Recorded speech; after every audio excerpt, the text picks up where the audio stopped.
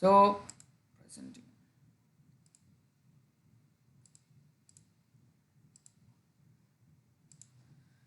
So basically today's class first content is one shot and AI servo. So what is this AI servo and what is this one shot? So basically when you are buying a Canon camera and a Nikon camera, I'm not 100% sure about Sony camera though, but basically Sony cameras are all AI servos. So Canon and Nikon, what they do is, for example, you are mostly into portrait photography. Portrait photography is how you do. A person will be standing there, and you will try to capture a photo which is you. I mean, where you will be little close. And second thing is, what common stuff will be there during portraits? Obviously both are stable, like you are not moving and second person is also not moving. I mean I'm talking about model. Hardly they may just lift their shirt or something for some good pose, but basically there will not be any motion there.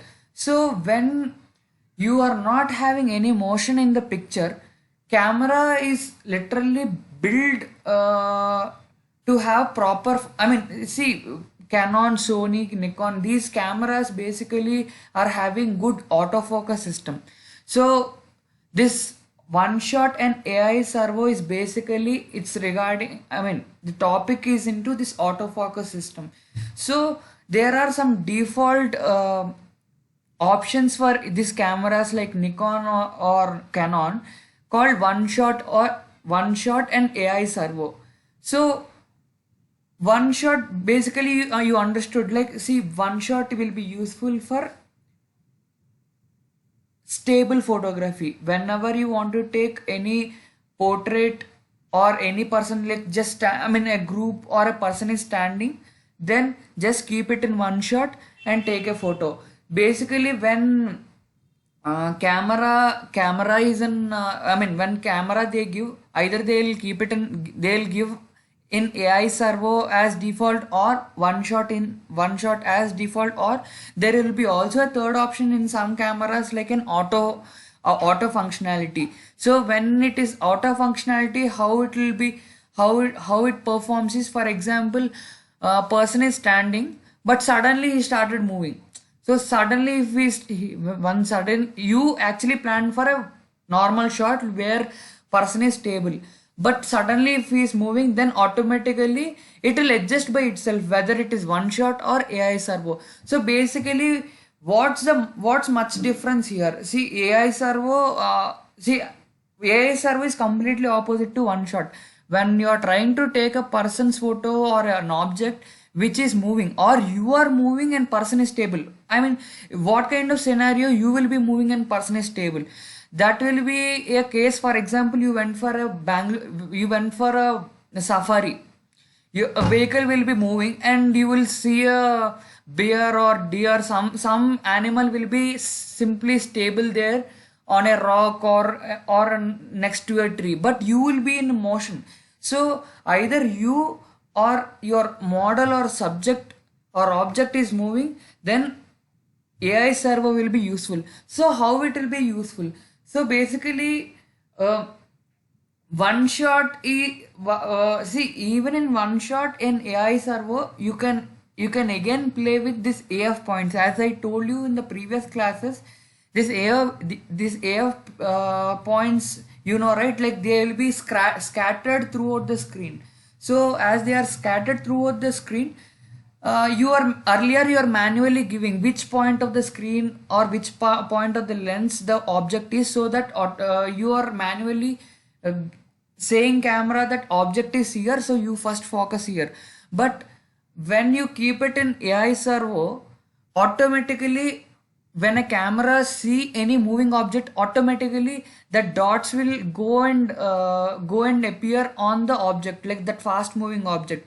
So whenever you capture, automatically that fast moving subject will be captured properly. But when you are using AI servo, obviously your shutter and your aperture also should be very good, or else, for example, even though if you are having a AI servo, still if your shutter is very low, obviously as I told you in the earlier classes, shutter should be very big in number. For example, 1 by 1000, 1 by 800, like that number should be, then only it can take a nice fast moving object like a stable shot, or else it will come like improper. So when you are for example, it is in one shot and you kept a good shutter, so what will happen in one shot?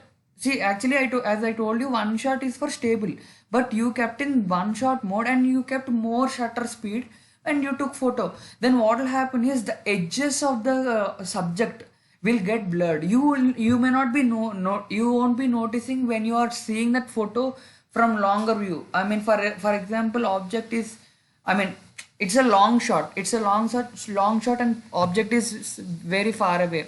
Then what will happen is you won't be noticing that it got little blurred in the edges, but that will happen. So basically, when camera is in AI servo mode, and if your shutter is also good enough to take a fast moving object, then absolutely such a detailing photo will come. Uh, so this is what about one shot and AI servo. When you buy a Canon camera, it's completely out of the screen. I mean, let me just give a minute. I'll just show you where it will be.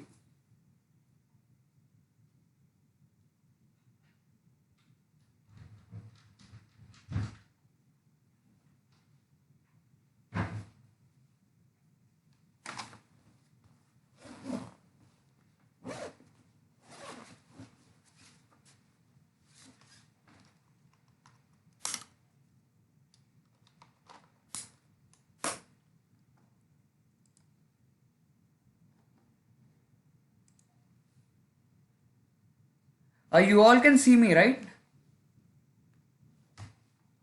Anyone? Yes, yes, Chaitanya. So basically, this is a layout, right? For Canon camera, this is the layout, and even for Nikon, it is there. I'll just find it out and I'll show. I mean, we'll try to show you that screen, or else let me just.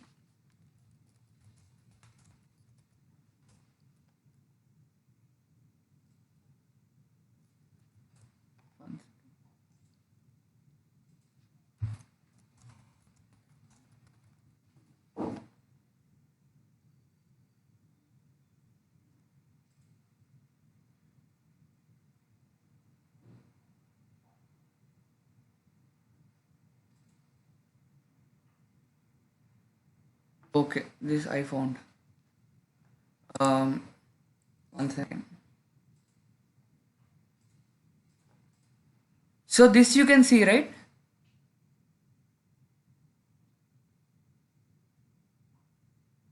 So this is how in Nikon it looks. I'll show you my camera directly, then how you'll understand. So basically, on screen itself, if you can see, it is one shot here. So it's not a hidden feature somewhere or like it's not a hidden feature. It's like very common and it's very much useful. And according to your environment, or according to what kind of subject you are trying to take, and what kind of I mean, day before yesterday, I mean, sorry, yesterday we went for a place where I want to capture landscapes.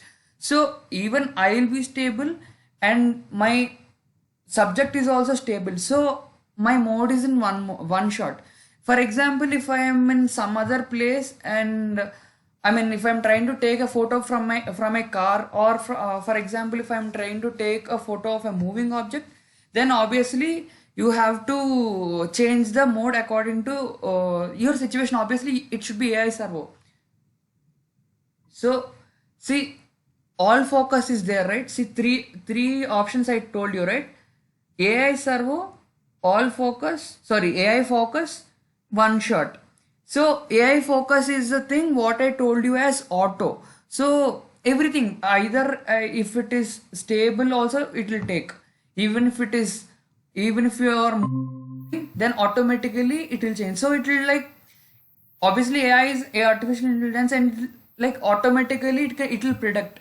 So basically, one shot is not properly AI. It's like you are defining that person is stable and you are capturing the photo. But when you are taking a stable photo, I personally suggest you should go with one shot, not with AI servo or AI focus. They'll say that AI, okay, you can ask me directly a question that, see, obviously, as AI servo is doing both the job, like what do you say?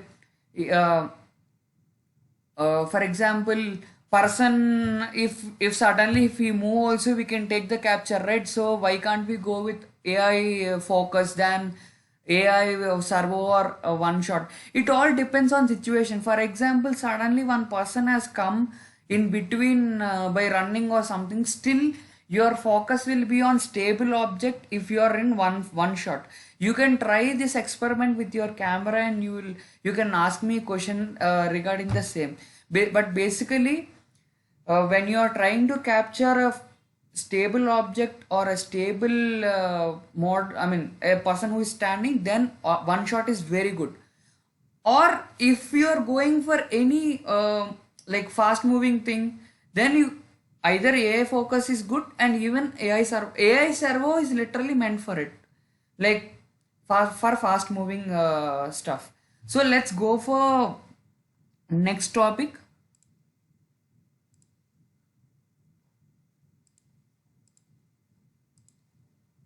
So basically, lot of people see this card section is not only for people who are buying only camera cards, who are buying a phone memory card is also this session will be useful.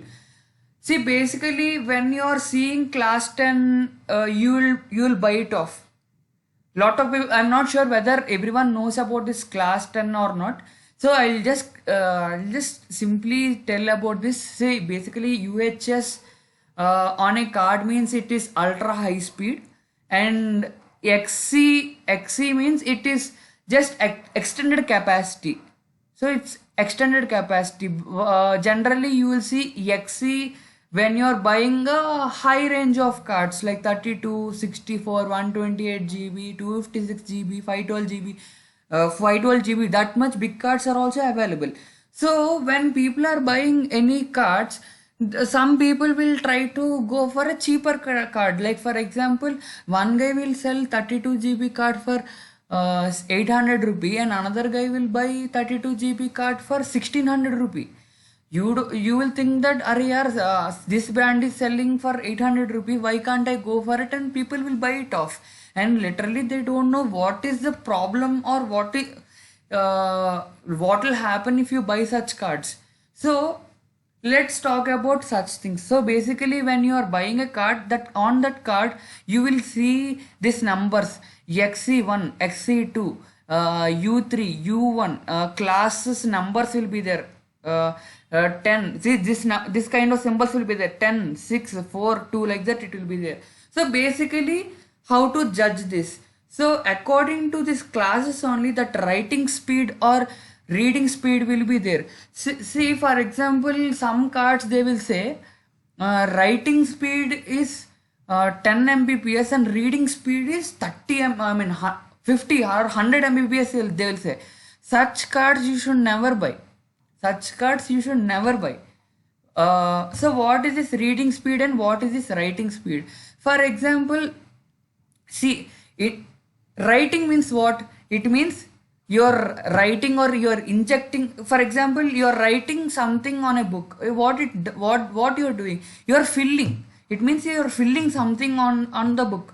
So how writing will happen in on a card in when it takes to my phone or a camera. So if you're uploading, I mean sorry, if you're if you're downloading something in your card, or if you are trying to copy some file from another place to your SD card, or if you are trying to capture a photo, then all these things we call it as writing speed. So what is reading speed then? So if you connect your phone to a laptop, uh, basically writing speed also speak about if you are copying that file to your, I mean, if you're copying such some files from your phone, or if you're copying some files from your camera to your laptop, some people will see that for copying 10 MB file, or like sorry, for copying 1 GB of file, for some people it will be only 30 seconds, and for some people it will be 20 minutes. 20 minutes literally it will take for copying 1 GB. Why this situation will happen? Why? Because that card is having very worst writing speed. If your card is having very bad writing speed, then it will take a lot of time to copy. So anything, it will be transferring of data, it is writing speed. So what is reading speed here? So you have already you have lot of files in your card and you want to see. So basically, in order to just read like what is there, what is there, I mean, to show you the files also, card should have good reading speed. So basically, any card, almost like all, if you see in the market, almost 80% of the cards will be having very good reading speed. That is how, if you connect a card, or if you connect your mobile phone to your laptop, or if you just try to see your gallery, it will not take more time to show you that images. It will show you very quickly, even though if you are just dragging. For example, if you open your phone gallery, already it will show already opened files, like already it will show it will try to show thumbnails like already open file. And if you click, and it will not take more time, it will try to show the big image quickly. Why? Because cameras are having good reading speed, so it will show you quickly. But when it comes to copying, or if you want to take photos, see, for example, I told you in raw, if you keep raw, and if you are taking photos, I told you each photo will it will take I mean, it will give you output as 10 MB or 12 MB. For example, if you take this card, or if you take this card can take this card can take only 6 MB per second. But your photo is, if it is of 12 MB per second, how can this card can take this card? So if you click, automatically shutter will go little low. Even though if you are keeping heavy shutter, it cannot capture fastly. Why? Because your card is wrong. So basically, if you are having 1/1000, if you already have kept 1/1000 as shutter, and if you are trying to capture, and if you can still feel slow shutter, it means you are using a wrong card in your camera. So that is very much important thing. So basically, when you are trying to buy a card, you should see these few stuff. So what this class 2, class 4, class 10. So basically, best class what we have in the market is class 10. So whenever you see class 10, you can blindly go for it, but you also should see whether it is again, see, you in simple way to understand, you can see like this is UHS, right? Like U1 or it is U3. Anything U1 or U3, anything you can actually purchase. So here they have just compared again like this. See, it is, if it is V90. See here, this card is V60, but V90, V60, V30, these three cards literally can be used for 8K video, and here they are just dragging till here for 4K, but 4K video, 1 second. But 4K video also literally required 30 MB per second. So if you can see here, they have just made it like very dilute, or else like opacity is very low for this layer. Why? Because it's like priority is not for this, but priority is for this. I mean, whether it is 30 MB per second or 60 MB per second. So according to this 30 per I mean, according to writing speed itself, that cost varies. So when you are buying a card for your camera, for example, you are buying a new camera, and and literally you want to try good wide range of shutter speeds and wide range of light temperatures, everything, and you are okay to have 15 MB 15 MB photo or 20 MB photo. Literally, you should never go for this basic. See, 10 MB per second class 10 in U1 V10 is very good if you hardly use a camera, hardly you'll go for some tour, and you if you are clicking photos, then okay, like 10 MB per second, this card is very fine, very fine.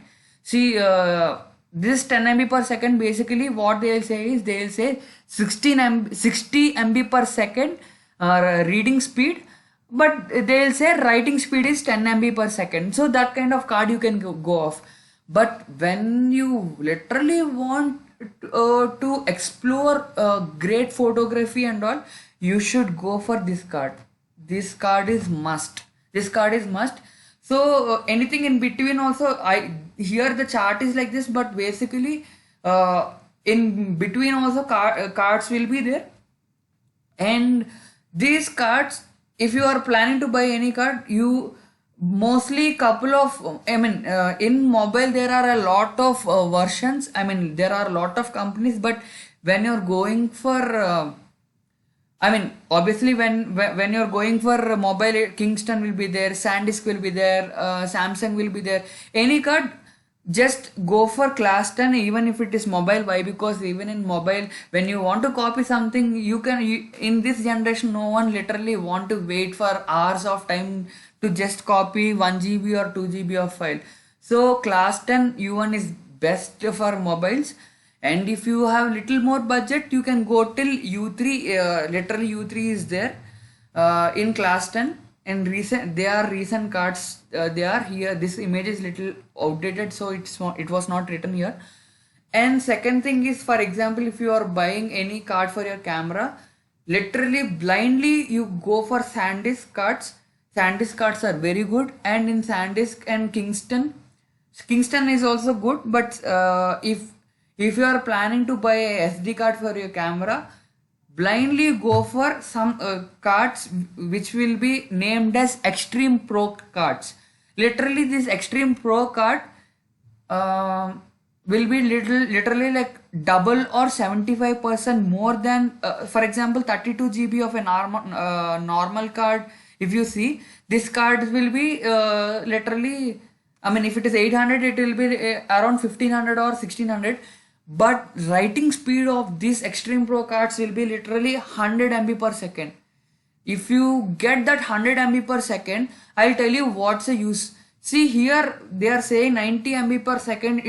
I mean, this is top class card, obviously.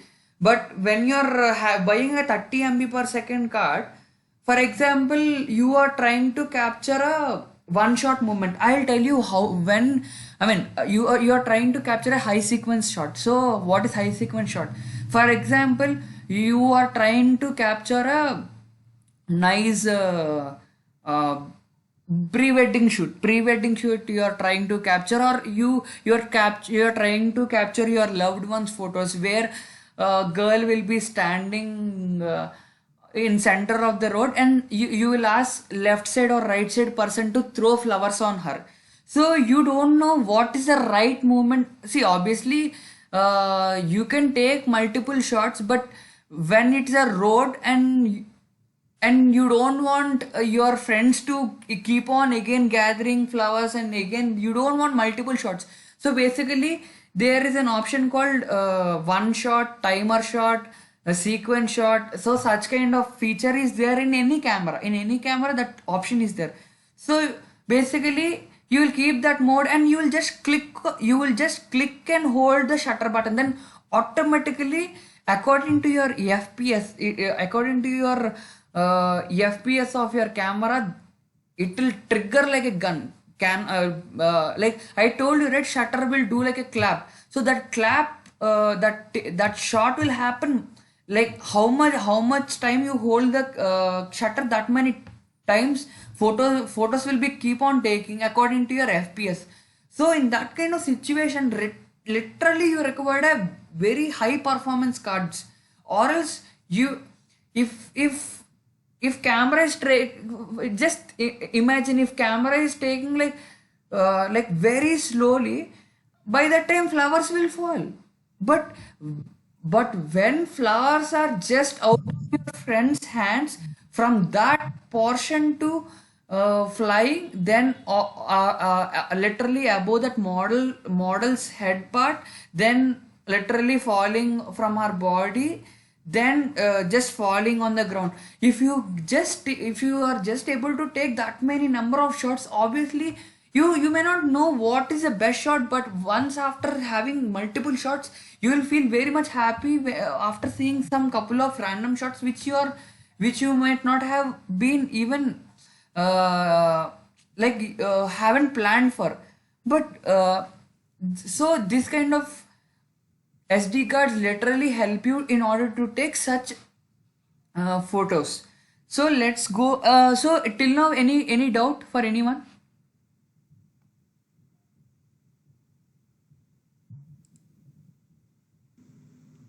No, clear. Okay. Chaitanya, can you repeat once which card for mobile? Which card for mobile? See, I'll show you.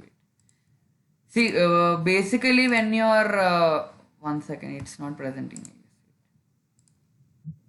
No, just tell me that Okay, again. That see, basically when you are buying any card for mobile, nowadays everywhere they are saying this class 10. This how to find the class numbers is that circle will be there, and along with that some number will be there, 2, 4, 6, 10, or mostly this even numbers will be there. So 10 is the best class for mobile. 10 is the best class for mobile. Maybe see Sandeep would be knowing better about this, but basically class 10 is best for writing, and if you in that U1 also is okay and U3 is also okay, but U3 if you can afford little more money, U3 also comes with the same price, maybe like 100 or 200 rupee difference. But class 10 U3 you see, but even though some cards will not mention this U1 or U3, so you also have to go for reviews and you should see. Obviously people who have already bought, they will find it out. See, basically when you are buying a card from Flipkart or Amazon, they'll just keep the front face and they'll not keep the back. And some in the front they on the that paper thing will be there, right? On that they will only write 100 Mbps writing speed, that like that, or 100 Mbps reading speed, or else only 100 Mbps they will write. They will not say whether it is writing speed or reading speed. So basically on behind that paper one, they will write, but it's all it all depends. So for for sure you have to go for review whether it is U1 or U3. But if it is written class 10, it will be class 10, like good rating speed will be there. So though it is class 10, they'll again say, see, I'll tell you one more thing. Anything it could be in cameras. For example, it's like a power bank concept. For example, if you buy a 10,000 mAh power bank, 100% they will not give 10,000 mAh. It will be 8,000 or 7,500 something. Like you will think that, for example, if your phone is 3,000 mAh capacity, you will think that 3 times it will come, but only 2 times it will come. Why? Because though they will say 10,000 mAh, but they will not give that capacity. Only few companies they'll try to touch till 9,000 or 9,500. I'm not sure, but they'll not give till 10,000. Similarly, even in cards, they'll say that bigger number, but it will not go till high, but almost will touch. So class 10 is very, very good. Any other doubt? Any other doubt for anyone? So that I'll go for another topic.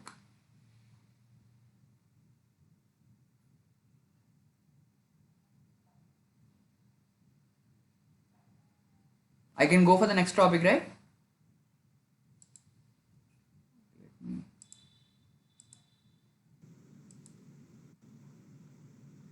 So so which camera to buy? Basically, people maybe planning to buy a new camera. So when you're buying a camera, what are the things first you should see? See, they maybe see you might have seen a camera with your from your friend, or you have seen some. I mean, you have watched some YouTube videos, or some ad of the camera. Then people literally they'll just go and buy it off. That is how people will get bluffed when people buy GoPro cameras. So basically, GoPro cameras when people buy, they'll just go for their GoPro ad, which is like outstanding video. I don't think any other outstanding video is literally been shot like that. GoPros literally are shot. I mean, GoPro video ads are shot in that way, and people after buying they literally regret. Why? Because though camera do literally have such functionalities, but seriously, you in real cases you cannot record such videos until and unless you really face such scenarios. So in such cases, so this concept will be very much useful. So how to judge a camera, or what are the things you literally should see before buying a camera? So first point is AF points. As I told you in the previous class, AF points should be more. AF points should be very more.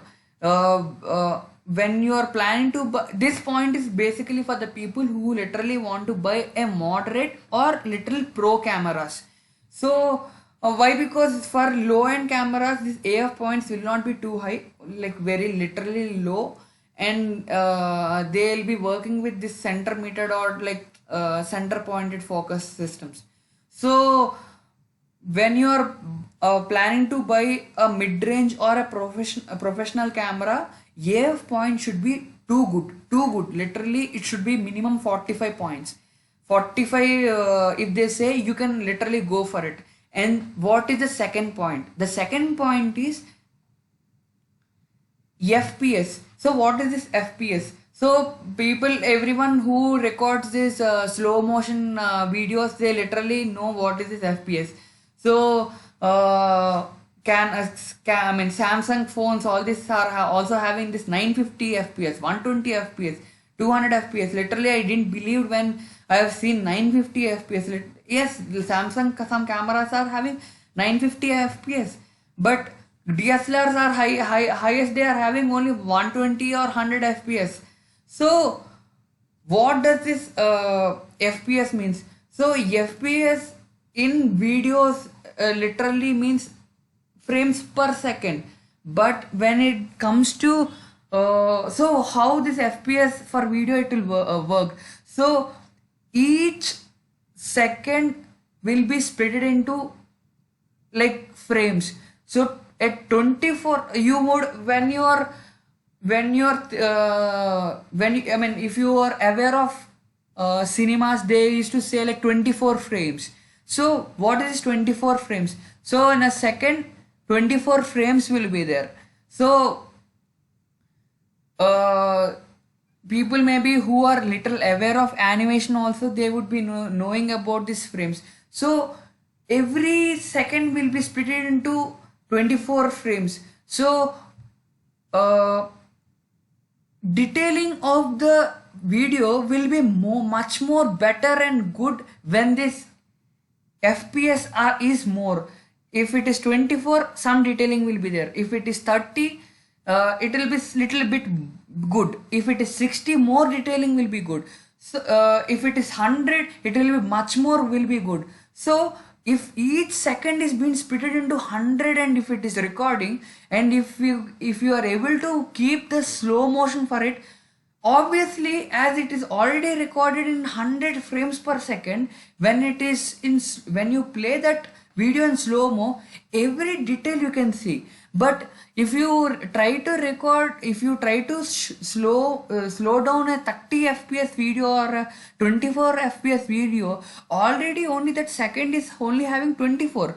So even if you slow down the video, you cannot see the detailing because only little detail, only little details only captured. But if it, when it comes to 100 or 950 fps, when you take a Samsung or an Oppo, this kind of phone cameras, more details are being already captured per second. So if you, when processed video of a slowed video, if you see, it captures, it's already having more details. So when it is slowed down, you can see more details of a slow moving water droplets or slow moved leaf also you can see.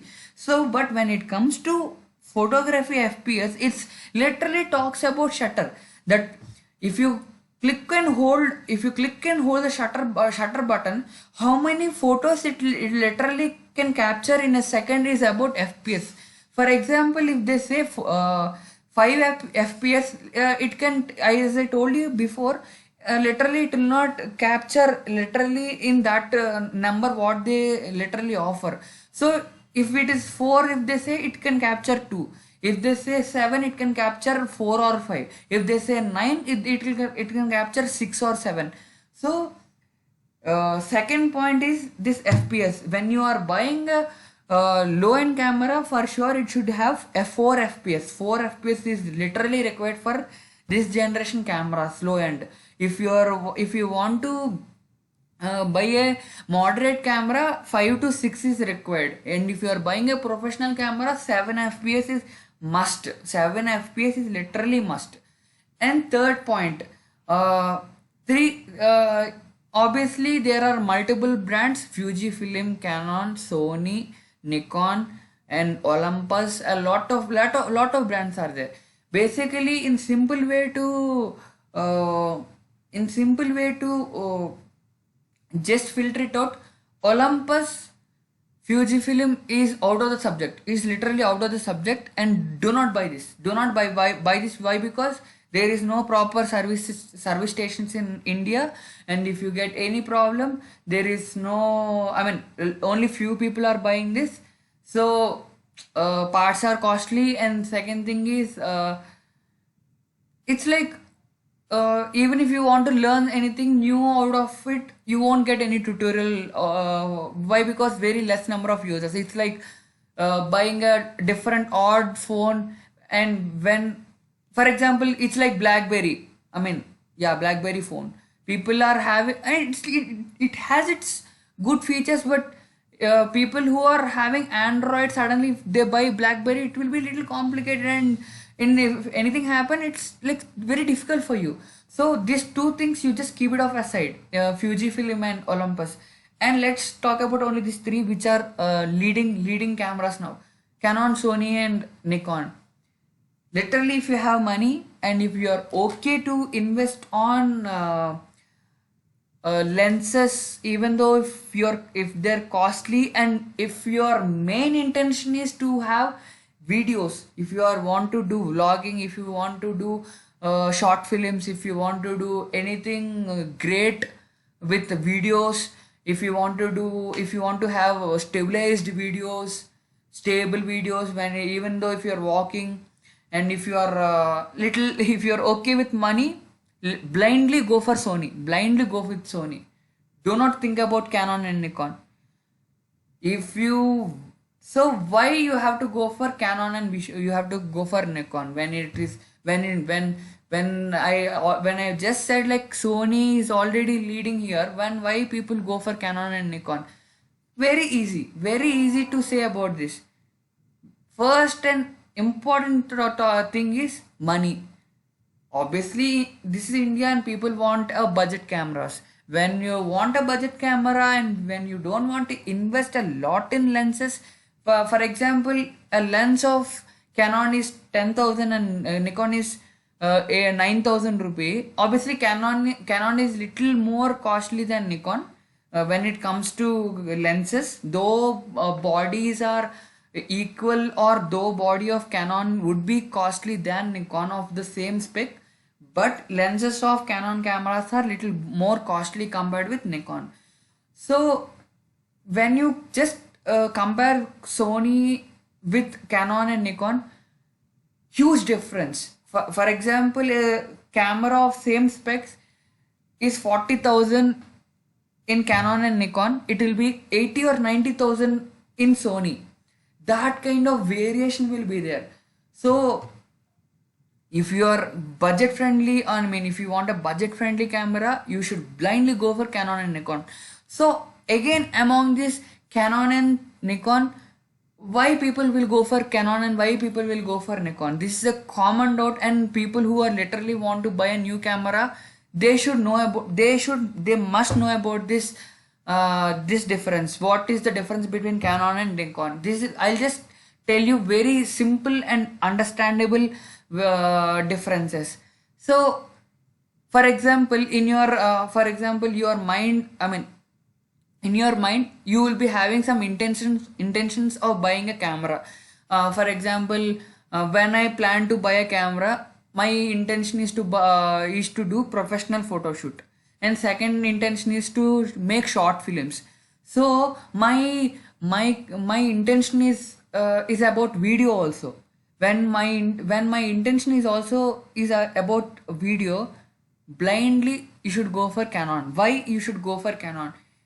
Canon is having the best autofocus system when it comes to photography. Photography, it has the best focus system, and this, because of that such a nice autofocus system, it literally helps when you are shooting short films. When you are shooting short films or pre-wedding shoots, that sharp autofocus system and that along with that AF system, Canon is also having a default filter kind of material which you will not find in Nikon. That because of that, what will happen, I'll tell you. Because of that, people who really don't want to edit photos, Canon cameras are the best cameras. So when you take a photo in a Canon camera, and if you take a same, for example, Nikon and Canon, same kind of configured camera you have. There's 24 megapixel Nikon camera, 24 megapixel Canon camera you have, and all shutter, ISO, everything you kept in. I mean, same for Canon and same for Nikon, and you took a photo. But Canon camera will give literally filmy skin tones. People who literally want filmy or film like short film kind of frames, either in photography, either in videography, or people who don't want to invest too much of time for editing photos or too much of time to editing videos, they should blindly go for Canon cameras. But people who want literally natural photos, like what they see, that if they want to capture, and if they want more detailing in photos, and with additional lights, if they want to get the best detailing, they should blindly go for Nikon cameras are having more megapixels, basically with a majority of models. For example, if Canon from 1 lakh to 2 lakh, if they have only 30 megapixel or 24 megapixel cameras, Nikon already they have above 40 megapixels, 40 or 45 or 50 megapixel cameras. So for the same price, like if you spend 1.5 lakh on a Canon camera, if that fellow is giving 24 megapixel, for the 1.5 lakh Nikon will give literally 40 or 45 megapixels. So people also go for 45 megapixels when it is, I mean, when for 1.5 lakh they itself, if Nikon is giving more megapixel, they'll go for Nikon. But basically, when you are a mid and approx pro camera guy, you should not look more into megapixels. So what does megapixels do when you talk about cameras? So in simple way to understand, megapixels will be useful only for detailing of the picture. if you are taking a nice photo, if you keep zooming for 30% or 40%, still you can see detailed picture when you're having a camera which is above 24 megapixel. Till 30%, still I mean detailed picture you will see. When it is above 24, I mean if it is 30 megapixel camera, till 50% you can see detailed picture. If you are having a 50 megapixel camera, then till 80% or 75% also still the detailing will be there. Like, what is the detailing? The texture of the skin also you can feel. So this kind of things you have to consider. And last and important thing, whether you have to buy a cropped sensor or whether you have to buy a full frame camera. And the first classes I have already said what is this sensor, I mean what is this full frame and cropped sensor. So it's like, in simple ways to understand, it is literally like IMAX and a 4K screen. If a in IMAX, for example, when you take a recent movie Avengers Endgame, it was literally shot with an IMAX camera. IMAX camera, you can see basically, when you go for cinema theater, it's a proper rectangle where uh, literally two times, I mean the longer length of the side of rectangle is literally two times or three times of the width. But when it comes to IMAX, it literally looks like a square, not like a rectangle. But I do agree it's a rectangle. But if you can see, the top and bottom portion also are literally extended. So when it is like that, you can see extra frames. You can literally see extra frames. Like top also you can see, and bottom also you can see extra film. So when you are watching in 4K theater, I mean a normal theater or a normal Inox theater, you cannot see that extended frames. So similarly, when you are using a cropped sensor, you're literally losing some extra things. So when people want to literally capture that extended frames, you should go for full framed sensors. So obviously full framed cameras are which very much costly compared with cropped sensors. In cropped sensor, when you take Canon and Nikon, these are all like high ends are around now 1 lakh or 90,000 rupee. This moderate or mid range high end cameras. So when it comes to this cropped and full frame, as it can see better picture, full frame cameras, the dynamic ranges of cameras of these cameras are very very good. So when it comes to 200D Canon camera, and when you take a 5D Mark 4 or a 5D series cameras, skies, if you take a sky photo, sky, if it is little pale blue color, in a 200D camera, in 5D Mark 4, it will be like very like astonishing blue color you can see, because of that much good dynamic range. We call it as good dynamic range. So when you are buying a camera, you also should see how good is your dynamic range. So I'm not saying cropped sensors do not have dynamic range, but when you're going for buying a camera, either a cropped or full frame, you also should see about this point.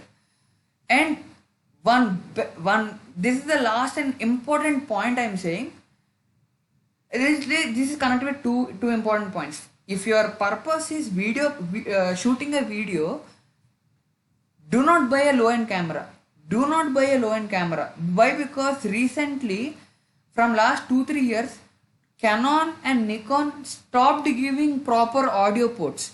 I mean mic ports. I mean audio jacks. They are giving a very bad port for a mic jack, where you will never get a proper connected mic in through online, and that mic will not properly record through channels.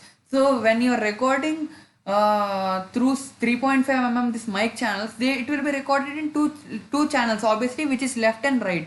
So when if you are using good mics, one channel will be recorded as noise means less frequency sounds will be recorded in one channel, and good voices will be recorded in another channel.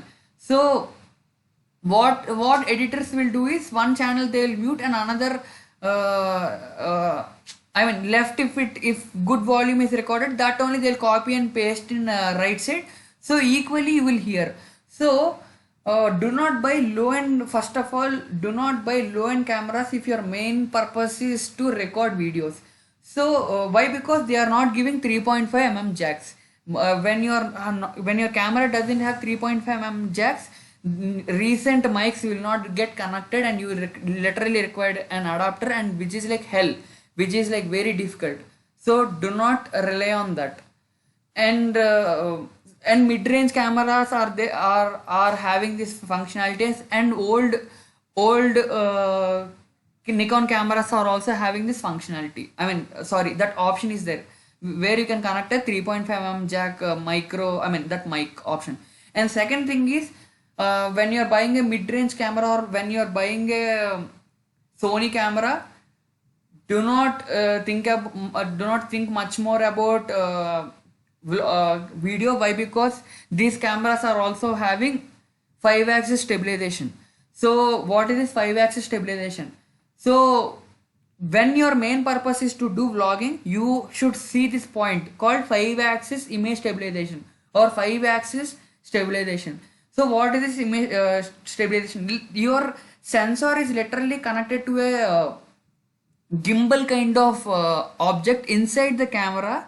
So though your camera is moving, for example, you are running, or you are doing something on a movement, so camera should not move. If camera is moving, obviously output will come unstable, and you have, in editors, you have to use wrap stabilization or some stabilization in order to have again stable footage. So this option you must require. When it comes to GoPro and all, they are not doing with hardware, that they are doing with, it's a software stabilized video. Software is stabilizing the video. For software is literally stabilizing the footage. But when it comes to DSLR, a hardware material is there which stabilizes the sensor, and it captures the proper, even though if it is a heavy movement, it will try, if it is a heavy movement, it will try to it will try to show little movement. But when it is a smooth running or smooth walk, literally it will give you very nice smooth moves, and it will be useful for people who are into pre-wed shoot, or people who want to record vlogging, or who want to do YouTube videos. For them, these options are must. So, and basically these are the main important points, and if I missed any point, I'll for sure I'll say about in the upcoming classes. So this is for today's class. And anyone having any doubt?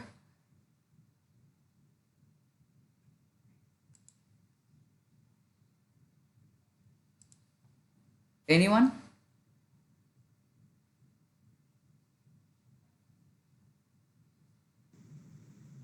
Clear, Chaitanya. Sure. So that's all for today's class, and thank you all for attending.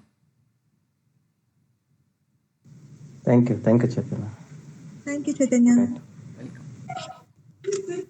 Thank you. Welcome.